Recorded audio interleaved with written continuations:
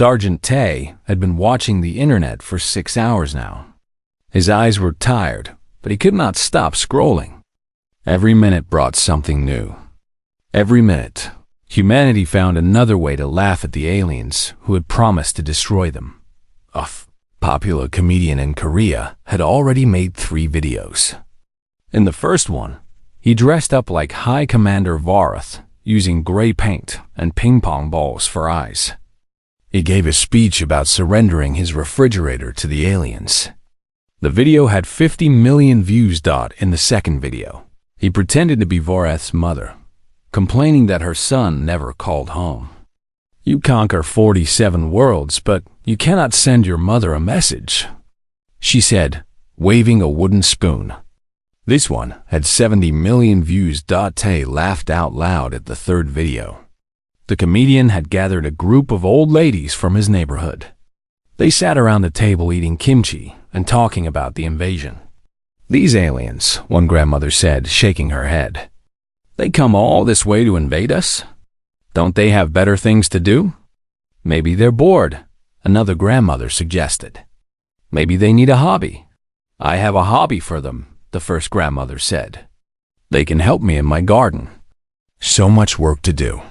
The video ended with the grandmothers making a list of chores for the alien fleet. Tay shared it with everyone he knew. His phone buzzed. It was his younger sister, Yuna. She worked as an engineer at a research facility on the outskirts of Seoul. Are you watching all this? She asked. How can I not? Tay replied. It's everywhere. Are you scared? Tay thought about the question. He had seen the alien ships in the transmission. He knew they were real. He knew the danger was real. But somehow, watching the whole world make jokes together made him feel something else. No, he said finally. I think I'm proud. Proud? Of being human. We're about to be invaded by aliens, and our first response is to make fun of them. No other species in the galaxy does this. Only us. Yuna was quiet for a moment. I have to go, she said. I'm working on something important. But Tay, stay safe, okay? And keep laughing. I think we need it. She hung up before he could ask what she was working on the Velkar command ship. Confusion was spreading like a disease. Officer Krath had been assigned to study human communications. It was supposed to be a simple job. Learn their language patterns. Find their weaknesses. Prepare for the psychological breakdown that always came after the warning. Instead, Krath found himself drowning in an ocean of what humans called content. Commander, he said to Varath, his voice uncertain. I must make a report. Varath turned his black eyes toward the officer. Speak. The humans are. They are responding to our warning with images. Moving images. With sound. Yes, we saw. They are mocking us. It is more than that, Commander. Krath brought up the data on a screen. In the past 8 hours, humans have created over 2 million pieces of content about us. Videos, images, songs, stories. They have given you 100 different nicknames. They have made images of your face combined with what they call cats and dogs. They have created songs about our fleet. One song suggests that our ships look like. He paused, checking his translation. Floating garbage cans. Varath's hands gripped the arms of his throne. They dare insult the Velkar fleet? Yes, Commander. And there is more. Krath's voice dropped. They are not just mocking us. They are celebrating. They are treating this like, a festival. They are having parties. They are gathering with friends and family to watch our warning together and laugh. This makes no sense, Varath growled. We have seen species fight. We have seen them run. We have seen them beg. But celebrate? Laugh? This is not a rational response to destruction. Perhaps they do not believe we are real, another officer suggested. Perhaps they think this is fiction. No, Krath said. I have studied their discussions. They know we are real. They have verified our transmission through their scientific instruments. They know our fleet is coming. They simply do not care. The bridge of the command ship fell silent. Every Velkar officer felt the same strange feeling that Vorath had felt earlier. Something was wrong. Something was very wrong about this world, and it's strange. Laughing inhabitants. 16 hours remained. Around the world, the mockery continued. A news anchor in America delivered his entire broadcast while wearing a Vorath costume. A music group released a dance song called Alien Invasion that was playing in clubs around the world. People were dancing to it. Dancing as the clock counted down to possible extinction. In Tokyo, a famous artist projected a giant cartoon image onto the side of a building. It showed Vorath trying to eat sushi and failing badly. Thousands of people gathered to watch and take pictures. In London, the city's largest stadium filled with people for what they called an end-of-the-world concert. The biggest bands played their greatest songs. The crowd sang along to every word. If this was their last night on Earth, they were going to enjoy it. In Seoul, Tae walked through the streets during his break. He saw people everywhere. Families eating at restaurants. Couples walking hand in hand. Children playing in parks. Some wore homemade alien costumes. Some carried signs with jokes written on them. One sign said, "Welcome aliens. Have you tried kimchi?" Another said, "We survived 2020. We can survive anything." Tae stopped at a street food stall and ordered some tteokbokki. The owner, an old man named Uncle Ho, recognized his military uniform. "Sergeant," Uncle Ho said, handing him the food. "No charge for you today." "Thank you," Tae said. "You're not worried about tomorrow?" Uncle Ho laughed. "Worried? Why should I worry? I have been through war. I have been through economic collapse. I have been through everything this world could throw at me. You think some gray-skinned creatures from space are going to scare me now? They have a huge fleet," Tae said. "Thousands of ships. And we have 8 billion people," Uncle Ho replied. 8 billion stubborn, crazy, wonderful people who refuse to give up. You know what I think? I think those aliens made a big mistake. They should have destroyed us without warning. Because now we have 24 hours to do what humans do best. What's that? Uncle Ho smiled. Surprise everyone. Tae ate his tteokbokki and thought about the old man's words. All around him, life continued. People laughed, ate, loved, and lived. They knew what was coming. They chose to face it with joy instead of fear. Maybe that was the real weapon. Not guns or missiles or technology, but the unbreakable spirit of a species that looked at the end of the world and decided to throw a party. Instead, 12 hours remained in the monitoring room. Hana returned from her meeting with General Park. Her head was full of secrets she could not share. But she felt different now. She felt ready. Tae was still at his station, scrolling through videos. He looked up when she walked in. "Lieutenant," he said, "you should see this one. It's a grandmother teaching her cat to fight aliens." Hannah smiled, but her mind was elsewhere. "Tae, I need you to do something for me. Of course. Keep watching. Keep recording. Keep track of everything humans are doing right now. Someday, people will want to know how we spent these 24 hours. And I want them to know the truth." "The truth?"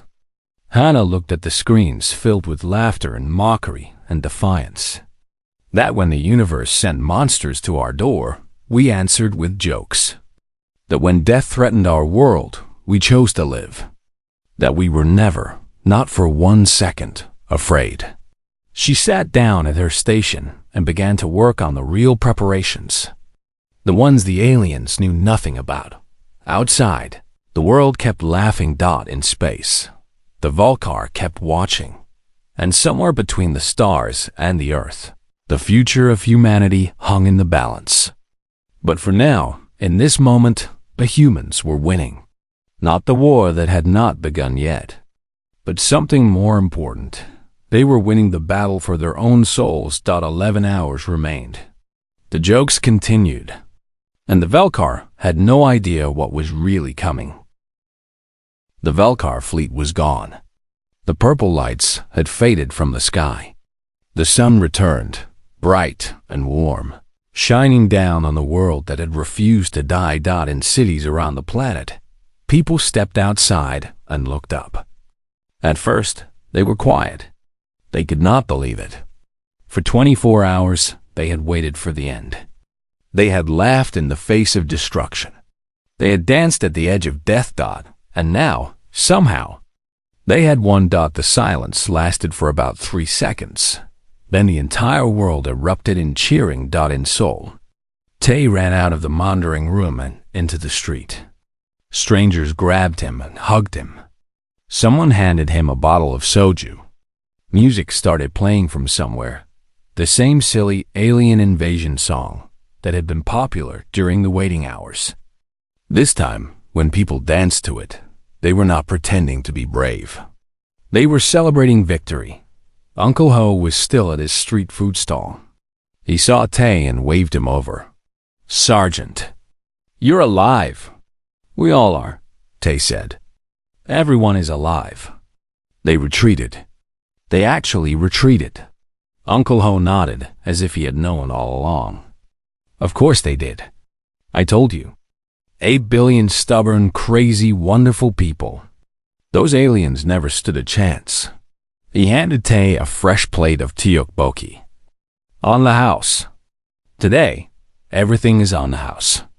In the sky above Korea, Lieutenant Hana flew her fighter jet in a wide circle, looking down at her country, her world, still standing. The radio was full of voices. Pilots from every nation were talking, laughing, crying together.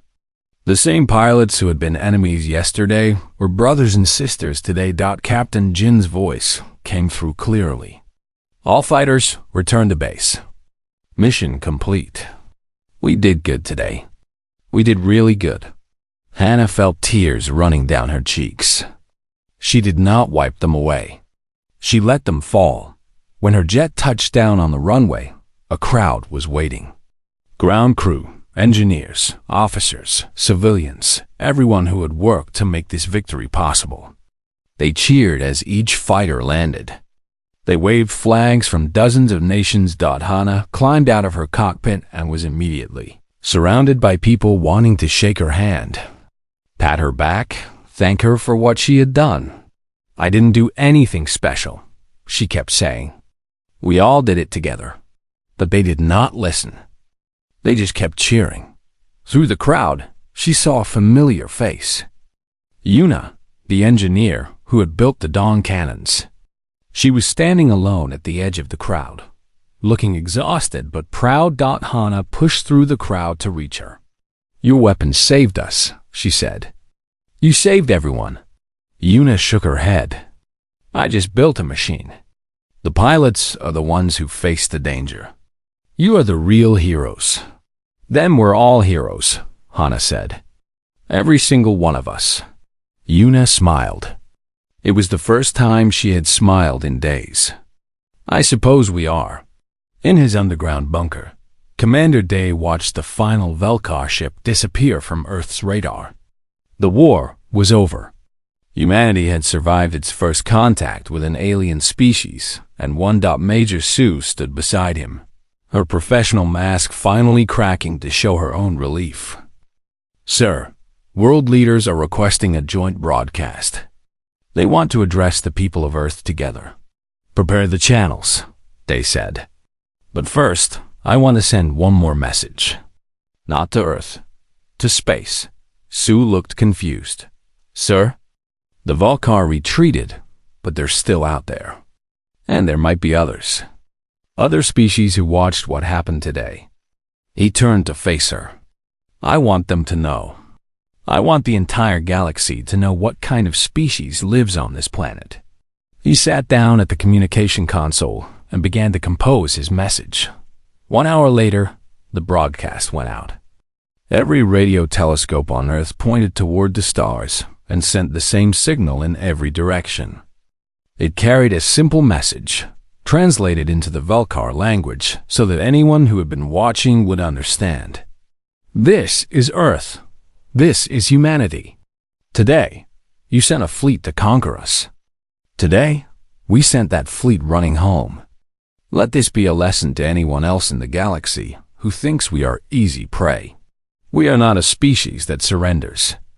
We are not a species that gives up. When you threaten us, we do not cower. We laugh, we make jokes. We mock your power. And while you are confused by our strange behavior, we prepare our weapons. Do not mistake our humor for weakness. Our laughter is the sound of a species that fears nothing. We have survived ice ages and plagues. We have survived wars and disasters. We have survived everything our own planet could throw at us. And we will survive whatever the galaxy throws at us too. If you come in peace, you will find friends. We will share our music, our stories, our food, our love. We will welcome you with open arms and open hearts. But if you come as enemies, if you threaten our children and our homes, you will find something very different. You will find 8 billion people who would rather die laughing than live on their knees. This is Earth. We are humanity. And we are not afraid. 2 days later, Tay kept his promise to his sister. They sat at a small restaurant near their childhood home, eating the same dishes their mother used to make when they were young. The television in the corner was playing news coverage of the celebrations still happening around the world. But they were not watching. They were talking, remembering, being family. You know, Eunice said between bites. I was scared the whole time. I tried to hide it, but I was terrified. What if the weapon didn't work? What if I made a mistake? The whole world was counting on me, and I almost couldn't handle the pressure. But you didn't break, Tay said. None of us did. That's what matters. I kept thinking about what you said on the phone. About being proud to be human. About how we laugh at the things that scare us. She put down her chopsticks. I think that's what kept me going. Not because I wasn't afraid, but because I knew that being afraid is okay. It's what you do with the fear that matters. Tay nodded. He thought about Lieutenant Hana, wherever she was now. He thought about Captain Jin and Uncle Ho, and all the people he had seen on the streets of Seoul, laughing, dancing, refusing to give up hope. You know what the best part is? He said, "What? We're not special. I mean, yes, what we did was incredible, but we're not better than other humans. We're not braver or stronger. We're just people. Regular people who did extraordinary things because we had to. Because there was no other choice. So if we can do it, anyone can. Any human, in any situation. We all have that same strength inside us. We just don't always see it until we need it." Yuna raised her glass. To humanity. The craziest, most wonderful species in the galaxy. Tay raised his glass too. To humanity. May we never stop laughing. They drank together, brother and sister, survivors of the strangest 24 hours in human history, died in the depths of space. The Volkar fleet limped home in shame. High Commander Vorath had been stripped of his rank. He would face punishment for his failure.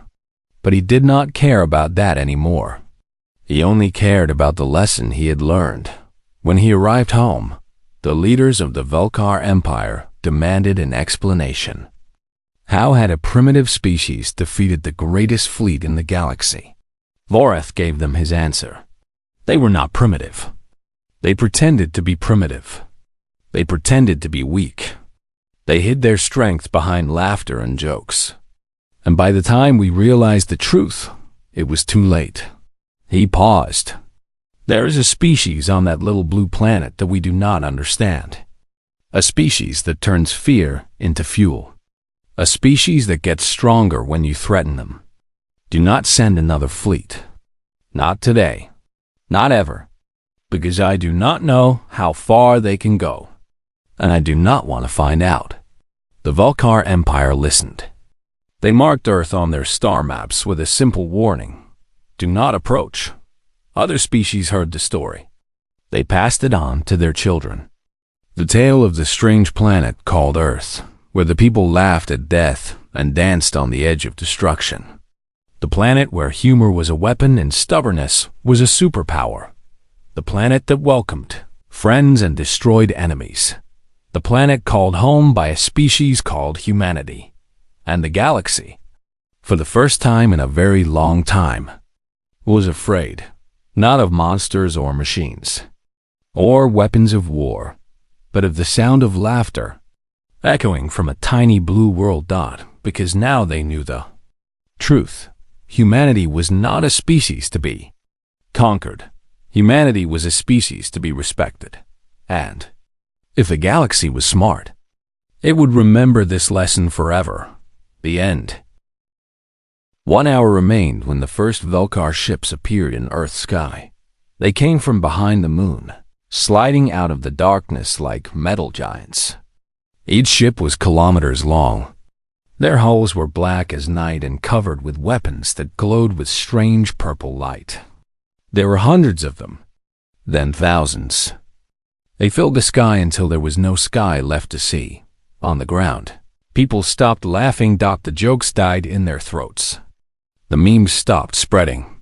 For a long moment, the entire world stood still and looked up at their doom dot in the monitoring room. Tay watched through the window as shadows fell across Seoul. The sun disappeared behind metal mountains. Day became night. "So this is it," he whispered. His screen flickered. A new transmission was coming through.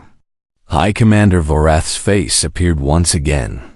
"People of Earth," Vorath said. His voice was full of satisfaction. "Your 24 hours have ended. We have arrived. You had your chance to surrender. You chose to make jokes instead. Now you will pay the price for your foolishness." He raised one gray hand. "Open fire." On the ships, weapons began to charge. Purple light gathered in thousands of cannons, preparing to rain destruction on the planet below Dot. Then something unexpected happened. From hidden bases all around the world, new signals burst into the sky. Satellites that had appeared dead suddenly came to life. They fired beams of white light at the Vulcar fleet, not weapons, but something else. Communication blockers. Suddenly, the alien ships could not talk to each other. Vorath's face showed confusion. What is this? What are they doing? Before he could receive an answer, the real attack began. Lieutenant Hana sat in the cockpit of her fighter jet, waiting at the end of a runway in the mountains. She had never flown in combat before. Her hands were shaking. Her heart was pounding so hard she could feel it in her teeth. The voice of her squadron leader, Captain Jin, came through her headset. "All fighters, this is Jin. The satellites are up. The enemy is blind. This is our moment. Remember your training. Remember why we fight. And remember, we are not alone." Around the world, at the exact same second, fighter jets took off from hidden runways. Not just Korean jets. American jets. Russian jets. Chinese jets. Jets from every nation on Earth. They rose like a swarm of angry wasps, heading straight for the alien fleet. Hannah pushed her throttle forward and felt the G-force press her back into her seat. The ground fell away. The sky grew darker.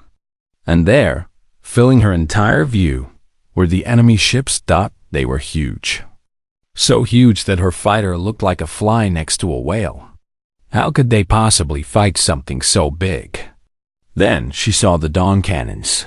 Bigger aircraft bombers and transport planes were positioning themselves behind the fighter screen. Each one carried one of Yuna's weapons. As Hannah watched, the first cannon fired. A beam of golden light shot across the sky and struck a Vulcar ship. For a moment, nothing happened. Then the purple lights on the ship flickered. and went out. The ship's engines died. Its weapons stopped charging. It began to drift, powerless and dark. "It works!" someone shouted on the radio. "The weapon works." More cannons fired. More ships went dark. The Vulcar fleet, which had seemed unstoppable moments ago, was suddenly in chaos. On the command ship, High Commander Vorath could not believe what he was seeing. His officers rushed around the bridge, shouting reports he did not want to hear. 73 ships disabled, Commander. Communications are jammed. We cannot coordinate. The humans are attacking from all directions. Impossible, Vorath roared. They had no weapons that could threaten us.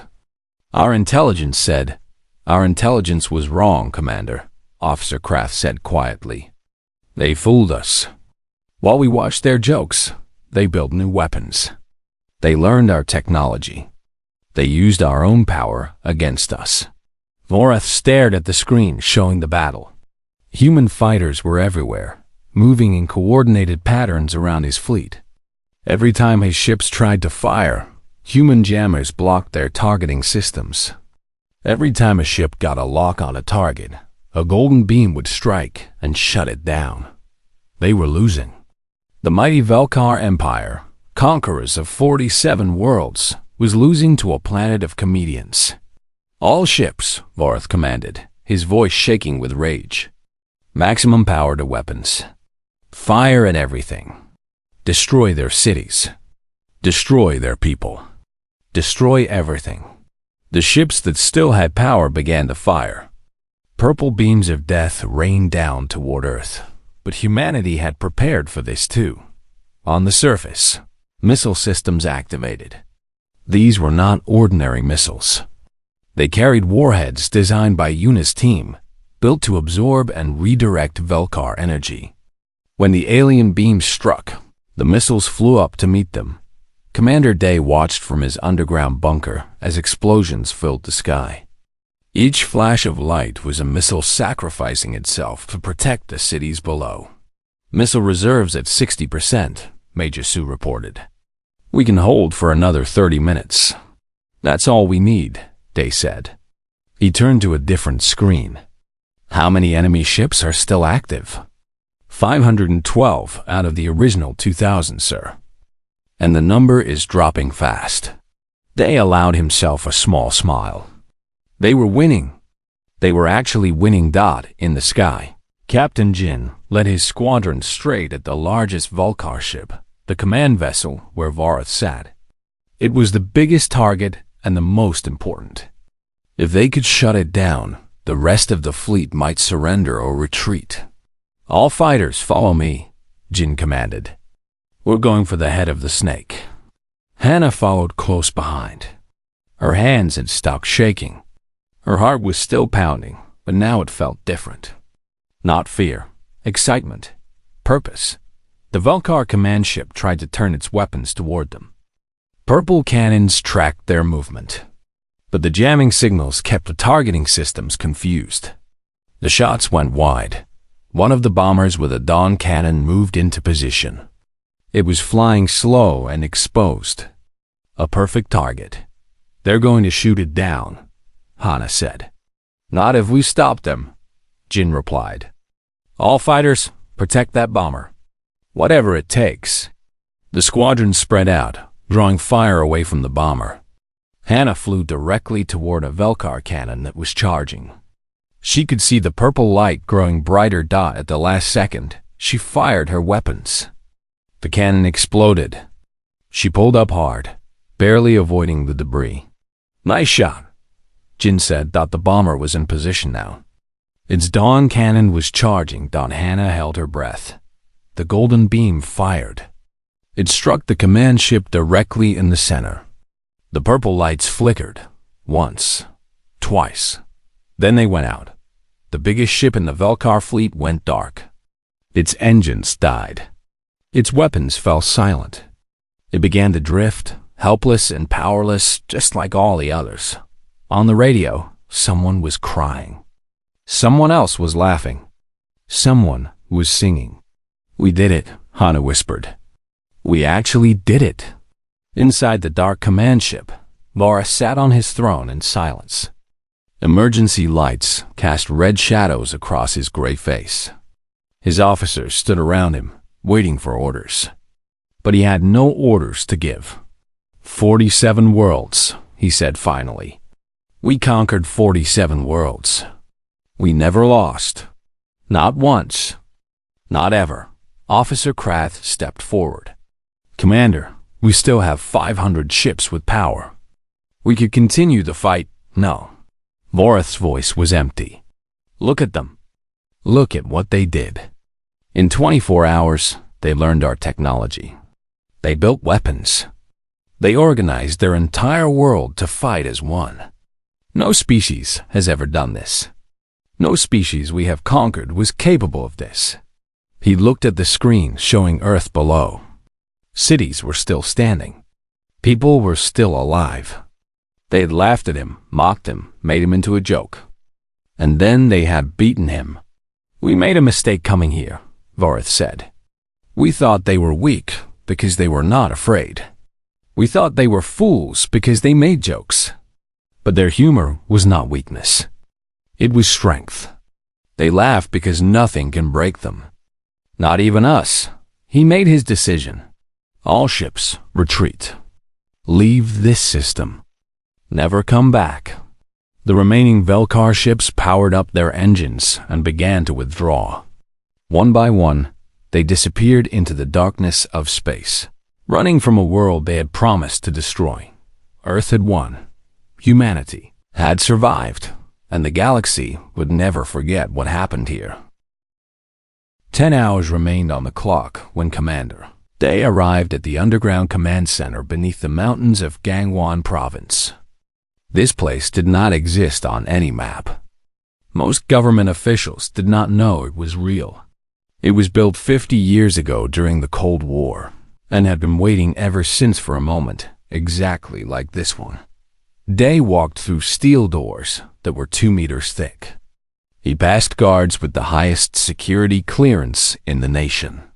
He entered a room filled with screens showing military activity from every corner of the world. Status report, he said to the officers waiting for him. Major Sue stepped forward. She was young for her rank, but her eyes were sharp and her voice was steady. Sir, we have established communication with all major powers. The Americans, Russians, Chinese, Europeans, everyone is cooperating. For the first time in history, there are no secrets between nations. The weapon systems? Online and ready. Every nuclear submarine has been repositioned. Every missile silo is armed. Every aircraft carrier is in position. She paused. But sir, we both know that nuclear weapons won't be enough. Not against ships that can travel between stars.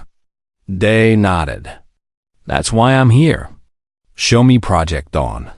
Major Sue led him to a separate room where a single screen dominated the wall. On it was a video feed from a secret laboratory, the same laboratory where Sergeant Tay's sister Yuna worked. Dr. Yuna, they said. Report. Yuna's face appeared on screen. She looked exhausted. Her hair was messy, and there were dark circles under her eyes. But her voice was full of excitement. Commander, we've done it. We've cracked their technology. The room fell silent. Every officer stared at the screen. Explain, they said carefully. When the aliens sent their transmission, they used an energy wave we had never seen before. But they made a mistake. They showed us how it works. We captured the wave. We studied it. And in the past 10 hours, we have built something new. The screen changed to show a weapon unlike anything Day had ever seen. It looked simple, almost like a large flashlight, but the technology inside, it was from another world. We call it the Dawn Cannon, Yuna continued. It uses the same energy the Vulkar use for their weapons. But we have modified it. Instead of destroying, it disrupts. One shot from this weapon will shut down all power systems in a Vulkar ship. Their engines, their weapons, their life support, everything will go dark. How many do we have? They asked. Right now? 12. But every factory in the world is building more. By the time the fleet arrives, we will have over 2,000. For the first time in days, Commander Day smiled. Good. Very good. And they have no idea? None, Yuna said. They're too busy watching our memes. 8 hours remained. Across the world, the hidden preparation continued. In the United States, Air Force pilots trained on new flight patterns designed specifically for alien combat. They had run simulations all night based on the size and shape of Velkar ships seen in the transmission dot in Russia. Soldiers loaded special ammunition onto transport planes. This ammunition was different from normal bullets. Each one contained a small amount of the same energy Yuna had discovered. They could not build cannons fast enough, but bullets were easier in China.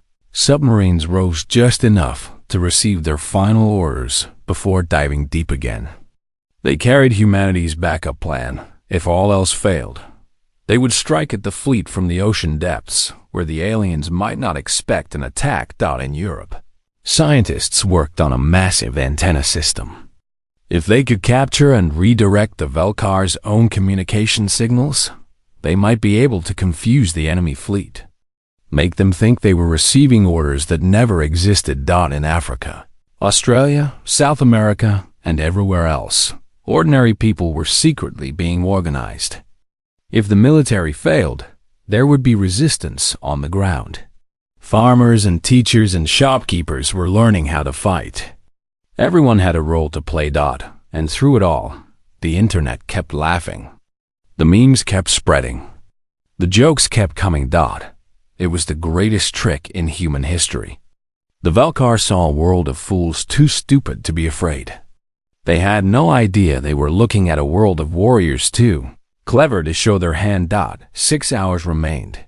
Hannah received an encrypted message at her station. It contained coordinates and a simple instruction. Report for combat duty. She read the message 3 times to make sure she understood. She was not just a monitoring officer anymore. She was being assigned to a fighter squadron. Tay saw her face change. What is it? I have to go, she said. I have been given new orders. Tay stood up. Where? Why? I cannot tell you. She paused at the door. Tay, you have been a good partner. Whatever happens, keep watching. Keep recording. The world needs to remember this day. You sound like you're saying goodbye. Hannah looked at him. She wanted to tell him everything. About the secret bases, the new weapons, the global plan. But she could not. Not goodbye, she said. Just, see you later.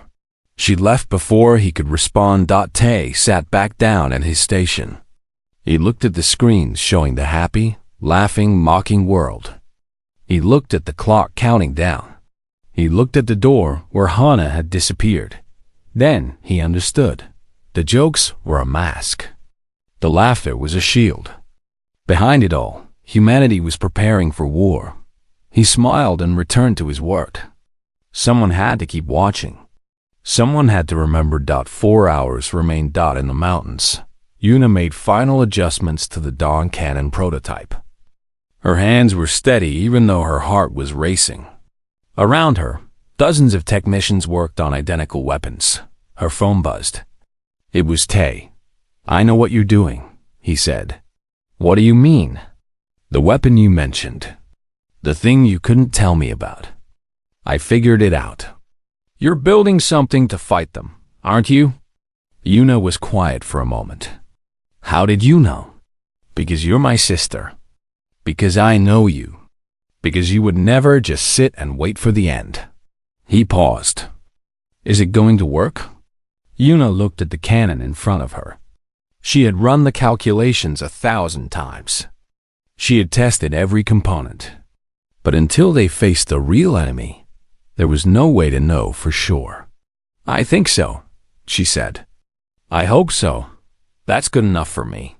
Tay's voice was warm. Whatever happens, I'm proud of you. I'm proud of all of us. Tay, I know. You have to go. Just promise me one thing. What? When this is over, when we win, because we will win, let's have dinner together. Just the two of us. Like we used to do when we were kids. Yuna felt tears forming in her eyes. I promise. She hung up and returned to work. There was no time for emotions now. There was only the weapon, the clock, and the fate of the world. 2 hours remained. Commander Day stood in the main command center and looked at the global map. Every asset was in position. Every soldier knew their orders. Every weapon was ready. Around the world, the laughter was starting to fade. People were coming home from parties. Parents were holding their children close. Couples were saying things they had been afraid to say before. The joke was ending. The truth was beginning. Somewhere in the sky, the Volkov fleet was approaching. Their shadows would soon block out the sun. Their weapons would soon aim at cities full of innocent people. But those people were not as innocent as they seemed. They were fighters. All of them. From the generals in bunkers to the grandmothers making jokes about chores. They were all part of the same army. The human army. They picked up his communication device and sent a message to every commander in the world. It was simple, but it said everything that needed to be said. Positions ready. Hearts steady. Let them come. 1 hour and 59 minutes remained. The hidden preparation was complete. Now came the waiting. And after the waiting, the war. Humanity had spent most of its 24 hours mocking the enemy. The enemy thought they were weak. The enemy thought they were fools. The enemy thought they would surrender without a fight. The enemy was about to learn the truth. You do not threaten Earth. You do not give humanity a deadline. You do not expect them to break, because humans do not break. They bend, they laugh, they cry, they doubt. But in the end, when everything is on the line, they stand up and fight. The Volkar would learn this soon, the hard way. The night was quiet in Seoul when the sky changed forever. Lieutenant Hannah sat alone in the monitoring room of Korean Space Command. Her coffee had gone cold 2 hours ago. The screens in front of her showed nothing but the usual data satellite movements, weather patterns, and the slow rotation of Earth. Then everything went red.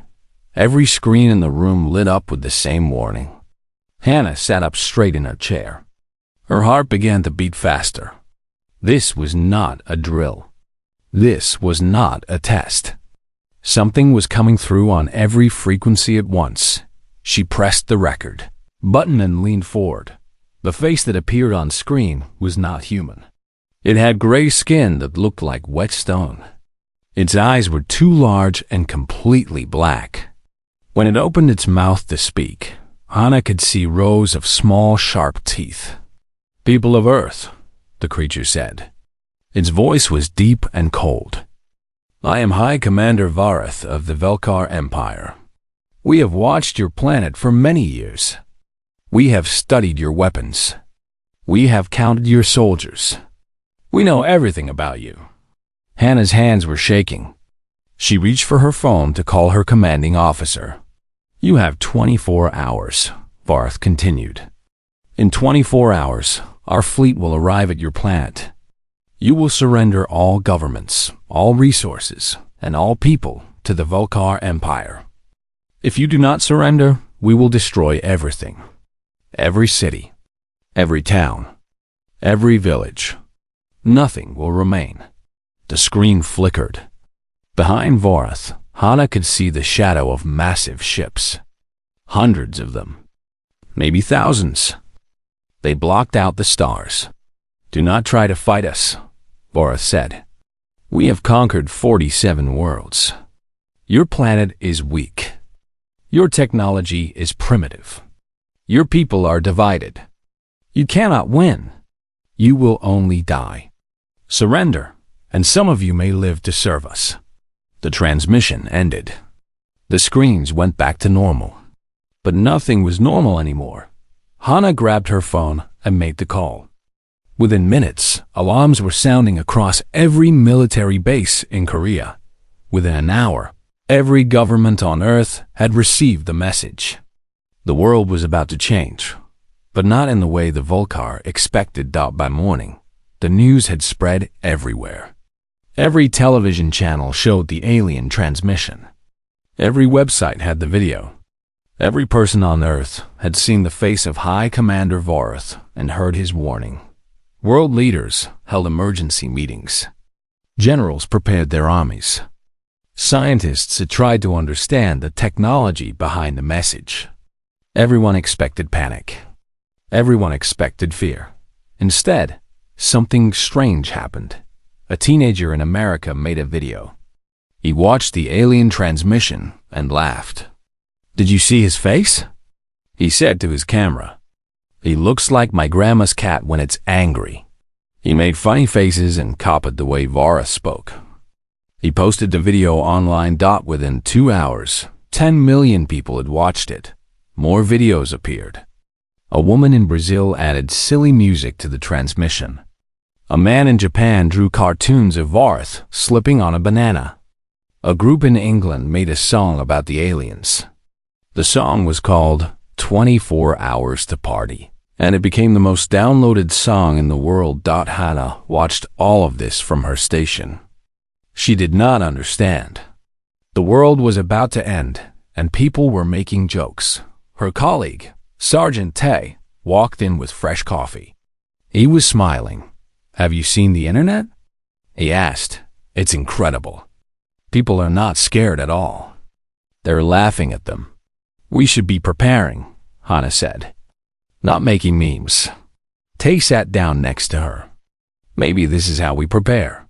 Maybe this is what humans do. We laugh at the things that scare us." Hannah shook her head, but she took the coffee. In space, the Vulkar fleet moved closer to Earth. High Commander Vorath sat on his throne aboard the lead ship. His officers brought him reports about Earth's response to their warning. "Commander," one officer said, "we are detecting unusual activity on Earth communication networks." "Show me," Vorath commanded. The screens lit up with Earth's internet. Vorath watched in silence. He saw the memes. He saw the jokes. He saw millions of humans laughing at his face, his voice, his warning. "What is this?" he asked. His voice was quiet but dangerous. "We believe it is called humor, Commander," the officer said carefully.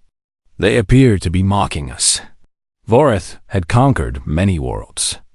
He had delivered this same warning to 47 different species. Every single time, the response was the same: fear, panic, desperation. Some species had tried to fight. Some had tried to run. Some had simply given up and waited for death. But no species had ever laughed. "They do not understand," Vorath said finally. "They think this is a joke. They will learn. When our ships fill their sky, they will learn what true fear looks like."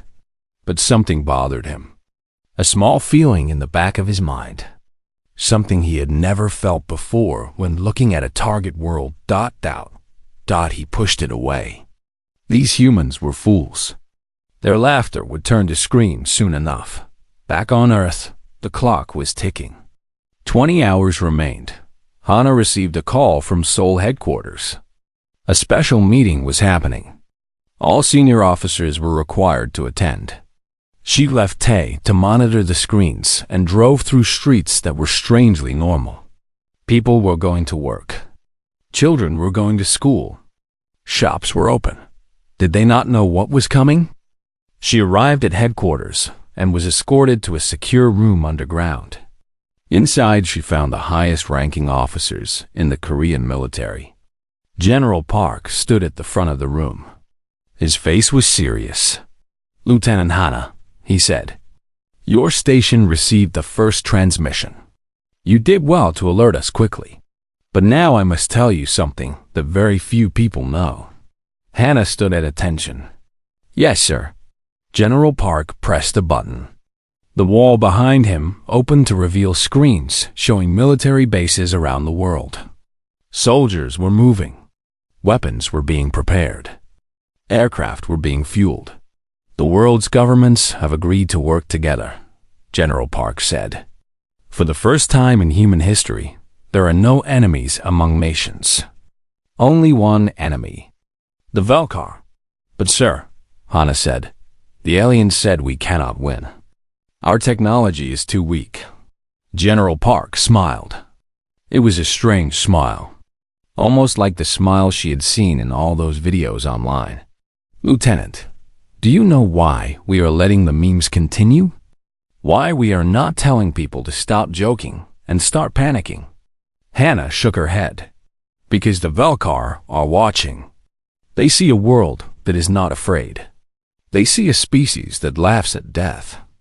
And right now, while they are confused by our jokes, every nation on Earth is preparing for war. General Park turned back to the screens. Let them think we are fools, he said. Let them think we do not understand the danger. And when they arrive expecting easy prey, they will find something very different. Hannah looked at the screens. She saw soldiers from every country working side by side. She saw scientists sharing secrets. She saw a world that had finally found a reason to unite. For the first time since she had seen Varath's face, she felt something other than fear. She felt hope. The countdown continued. 19 hours remained.